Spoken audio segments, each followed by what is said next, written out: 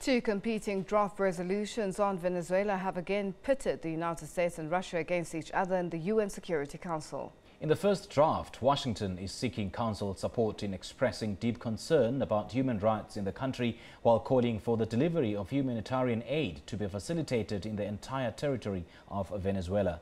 Moscow's response was to introduce its own draft resolution urging the respect of Venezuela's sovereignty as enshrined in the UN Charter. The United States draft expresses full support for the National Assembly as the only democratically elected institution in Venezuela, while expressing deep concern over the disputed presidential elections last May, calling them neither free nor fair. And with U.S. aid convoys, including trucks full of food and medicine, being blocked at Venezuela's border with Colombia, the draft resolution wants those restrictions to be lifted.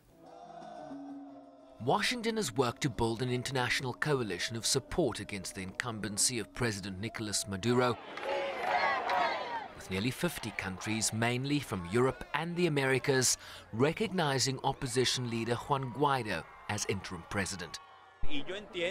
I understand they want to block the aid because it makes the government the victimizers.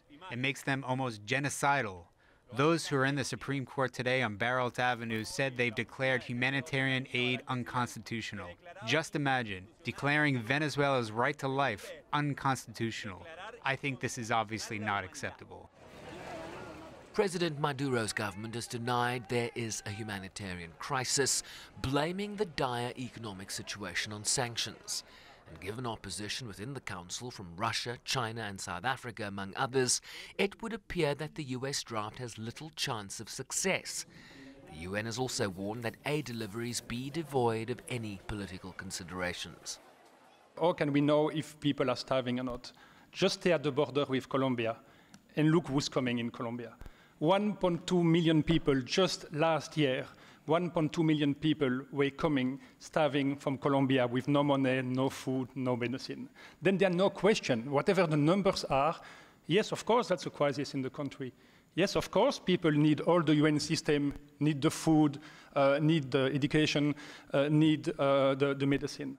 The ideal scenario is that humanitarian aid is provided independent of any political or other considerations than the pure humanitarian, and that is based on need and need alone.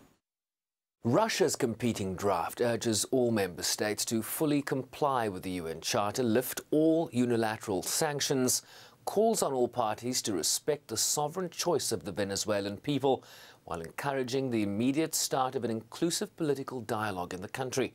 Both drafts are likely to fail if brought to a vote. One African diplomat indicated they did not believe a council statement on this matter would contribute to resolving the crisis, but would only serve to further divide member states. Sherman Bryce-Pease, SABC News, New York.